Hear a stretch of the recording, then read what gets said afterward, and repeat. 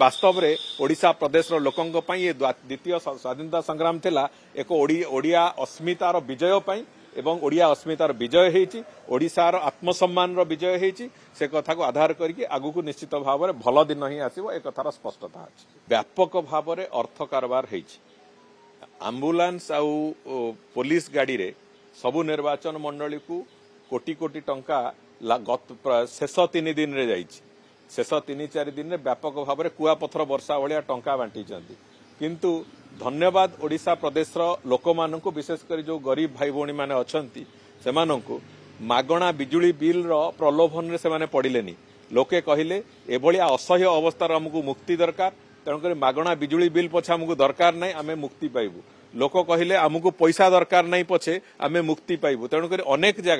अनेक जगह विजु जनता दल नेता माने जाचुथिबा पैसा को गरीब लोक माने ओडिशा प्रदेश प्रत्याख्यान करछन्ती पैसा ग्रहण भी करना तेणुक